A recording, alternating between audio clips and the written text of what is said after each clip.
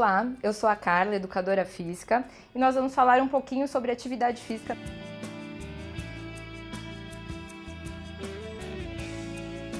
Primeiro de tudo, é fundamental nós entendermos o conceito de atividade física. Atividade física é considerada qualquer movimento corporal que tire a gente do repouso. Pode ser atividade como caminhar, lavar a roupa, passear com o cachorro, subir escadas. Movimento é considerado atividade física. Uma das coisas que as pessoas confundem bastante é a diferença entre atividade física e exercício físico. A atividade física é qualquer movimento corporal. O exercício físico ele é considerado uma atividade física, porém ele é programado com um objetivo pré-estabelecido.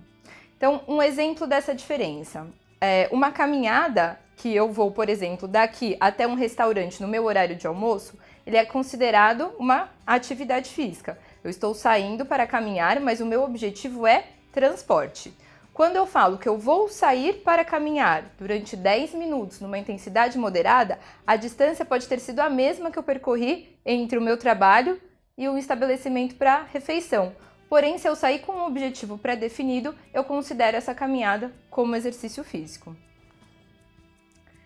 Quando a gente fala em manutenção da condição de saúde, a recomendação da Organização Mundial de Saúde é que todo indivíduo acumule no mínimo 150 minutos semanais de atividade física. Então é de movimento.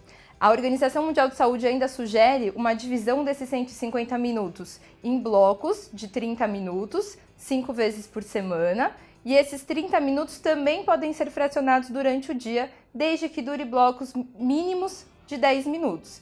Então eu posso cumprir a recomendação de movimentação se eu fizer uma caminhada de 10 minutos durante a manhã para andar até um ponto de ônibus, posso fazer mais 10 minutos no período da tarde, 10 minutos no período da noite. Se eu repetir isso durante 5 vezes na semana, eu cumpro a recomendação para manutenção. Não estou dizendo que eu vou ganhar algo a mais na minha saúde em relação a esse cumprimento de recomendação. Eu simplesmente mantenho a condição de saúde. Preciso fazer 5 vezes por semana? Não. Posso fazer também menos vezes, só que no mínimo eu tenho que fazer uma divisão de 3 vezes na semana. Eu não posso ter um saldo cumulativo. Eu fico a semana inteira sem atividade física nenhuma. No domingo resolvo fazer uma caminhada de 150 minutos. Isso também não é benéfico para o sistema. Então eu preciso fracionar no mínimo 3 vezes por semana. Como que a gente utiliza a classificação de intensidade quando a gente vai conversar com os idosos? Grande parte das pesquisas científicas falam de intensidade como parâmetros de frequência cardíaca, VO2. Isso não é fácil da gente passar para o nosso público. Então, nós damos a sugestão de utilizar o parâmetro de respiração e fala durante a execução do exercício. Se eu conseguir fazer aquele exercício enquanto eu falo o tempo inteiro, é considerado uma atividade física leve. Se eu consigo falar, mas não consigo sustentar essa fala durante toda a execução do movimento, eu considero isso uma atividade física moderada. Então, eu falo, mas eu tenho que parar um pouquinho e deixar, por exemplo, o meu colega que está caminhando comigo falar também. Então, quando eu não consigo sustentar essa fala, é uma atividade física moderada. Agora, se eu falo e nem consigo manter uma fala durante a execução do movimento, a gente considera uma atividade física vigorosa, tá? Lembrando que para idoso, o recomendado é que seja feito atividade física leve a moderada, é o suficiente para a manutenção da condição de saúde. Quais são os benefícios que a atividade física gera para o organismo, principalmente dos idosos? Primeiro, auxilia no controle de peso e composição corporal. Então, a gente sabe que com o passar do tempo, a gente modifica a composição corporal, perde mais músculo, ganha mais gordura e a atividade física ela vem como benefício de manutenção da composição corporal. Além disso, melhora a capacidade cardiorrespiratória, auxilia no controle de força muscular, agilidade, a gente sabe que a agilidade é um ponto importante para idosos, então está relacionado a risco de queda, então auxilia na manutenção da agilidade, flexibilidade, equilíbrio, que também é um ponto importante que a gente não pode deixar de trabalhar com os idosos quando faz uma atividade física programada.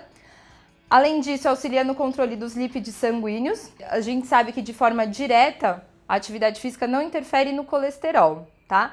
Porém, a gente sabe que com um perfil genético positivo, o único benefício em relação a colesterol, a atividade física consegue melhorar a longo prazo o HDL para quem tem um perfil genético positivo. Mas de forma direta, a atividade física representa uma diminuição e controle nos triglicérides. Então, num período de 3 meses de atividade física programada, a gente já consegue observar esses resultados. Além disso, auxilia no controle glicêmico, e isso vai desde prevenção até no tratamento de diabetes tipo 2, e está relacionado à prevenção das principais doenças crônicas não transmissíveis, que são as principais causas de morte no mundo inteiro. Com o envelhecimento, nós sabemos que a mudança de composição corporal acontece principalmente no tecido muscular a partir dos 30 anos de idade. Então, uma pessoa que não se movimenta, ela tende a perder músculo anualmente e muitas vezes a gente não observa isso na balança porque a gente substitui músculo por gordura, né? Além da perda de massa muscular, nós mudamos o tipo de fibra muscular na composição desse tecido. O tipo, todo mundo tem geneticamente determinado qual é a quantidade de fibras do tipo 1 e tipo 2 que nós temos no nosso sistema. As fibras do tipo 1, elas têm uma característica de contração lenta, são fibras de resistência. São aquelas mais utilizadas em atividades que eu faço baixa intensidade e longa duração, como por exemplo, uma caminhada. As fibras do tipo 2 são as fibras brancas de contração rápida, são exercícios de curta duração e alta intensidade, que eu utilizo, por exemplo, para subir escadas, tá? Então, qualquer exercício de força, eu utilizo mais as fibras do tipo 2. Com o envelhecimento, além de perder massa muscular, a gente muda características das fibras. A gente perde muito mais fibras do tipo 2 e se eu entro num processo de sarcopenia, além de diminuir a quantidade de fibras do tipo 2, eu diminuo a inervação das fibras do tipo 1.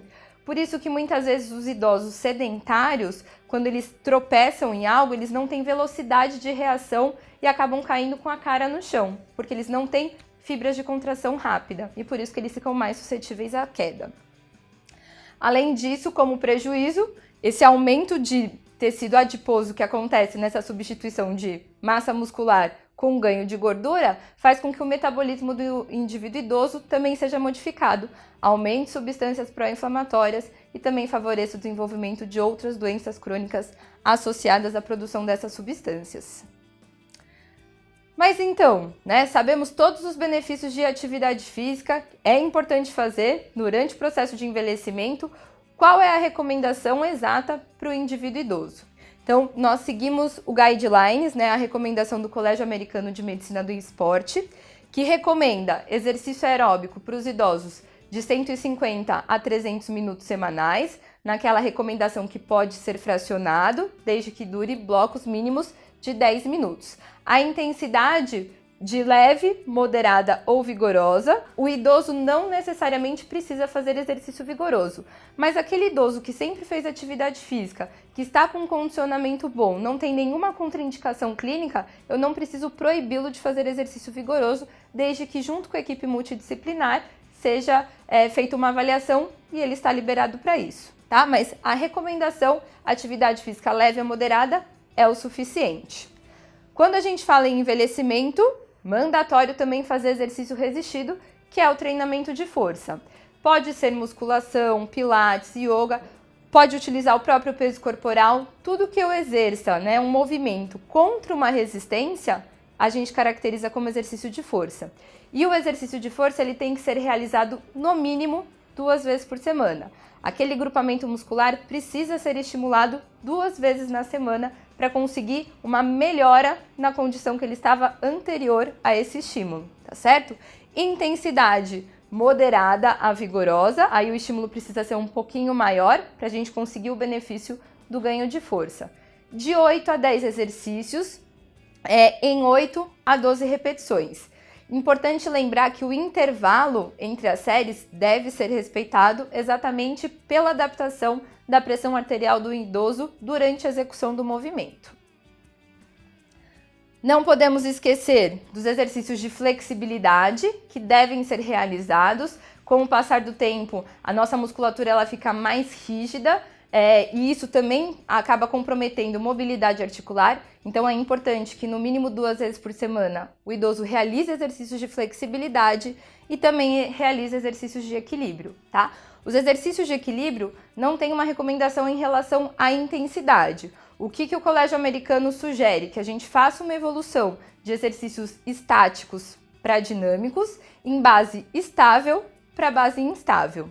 É importante que, se a gente for orientar esse idoso a fazer o exercício sozinho, ele não realize exercícios de equilíbrio sem o acompanhamento de um profissional. Então, a gente pode recomendar exercício de força, exercício aeróbico, exercício de flexibilidade, mas de equilíbrio ele só pode fazer com um profissional ao lado por conta do risco de queda. Cuidados especiais para a prática de atividade física com essa população. Primeiro de tudo, uma boa anamnese. É importante conhecer todo o histórico desse idoso para saber quais são os pontos que eu tenho que manejar e ajustar a atividade física para a prática. Vestimenta adequada, né? Uma das nossas grandes dificuldades está relacionada principalmente ao calçado, tá? Então é importante a utilização de um calçado confortável, que o idoso já esteja adaptado, principalmente relacionado a risco de lesão com o calçado. Então a gente recomenda utilização de meias brancas, tá? Porque nenhum idoso termina o exercício e vai verificar o pé para ver se teve lesão. A meia branca, se tiver qualquer sangramento, ele vai conseguir perceber pela mudança da coloração. Então a gente recomenda meia branca e de preferência sem costura. Se não tiver possibilidade de ser sem costura, vira a meia ao contrário e utiliza essa meia ao contrário para que a costura não fique em atrito com a pele do idoso, que já é mais fragilizada. Hidratação. Recomendado que a cada 20 minutos de atividade, o idoso ingira de 200 a 300 ml de água durante a sessão. Aferir pressão sempre pré e pós-exercício. Não iniciar nenhuma atividade física se a pressão estiver acima de 160 de pressão arterial sistólica e acima de 90 de pressão arterial diastólica, porque durante o exercício a pressão vai subir, mesmo que depois a tendência é que ela diminua. Outro cuidado necessário é com o valor de glicemia pré-exercício, principalmente para os idosos que têm diabetes, que são insulino-dependentes. É necessário a realização da glicemia capilar, porque se estiver alterada tanto para mais quanto para menos, nós temos que ajustar a intensidade do exercício. Muitas vezes, se a glicemia está baixa, ele tem que ingerir carboidrato, esperar 15 minutos para ver se a glicemia está adequada para iniciar a atividade. Glicemias muito altas, tem que fazer a correção com insulina e optar por exercícios de baixa intensidade, que eles têm uma tendência em reduzir a glicemia pós-exercício. Se a glicemia estiver entre 150 e 250, a intensidade fica a critério do profissional, tá certo? E o principal desafio está relacionado em garantir a adesão da atividade física. Nós sabemos toda a recomendação, necessário realizar exercício aeróbico, resistido, flexibilidade, agilidade, equilíbrio. Porém, se aquele idoso nunca fez ou não gosta de fazer aquele exercício, dificilmente ele vai ser adepto à prática regular.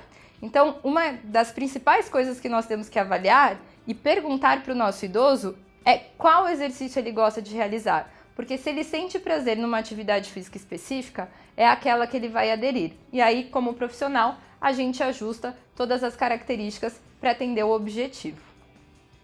Agradeço a atenção de todos. Obrigada!